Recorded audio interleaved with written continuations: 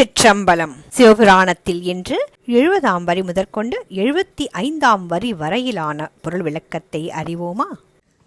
அன்பர்க்கு அன்பனே, யாவையுமாய் அல்லையுமாம் சோதியனே, துன்னிருளே தோன்றா பெருமையனே, ஆதியனே அந்தம் நடுவாகி அல்லானே, ஈர்த்து என்னை ஆட்கொண்ட எந்தை பெருமானே, கூர்த்தமெஞ் ஞானத்தால் கொண்டுணர்வார் தம் கருத்தின் நோக்கரிய நோக்கே.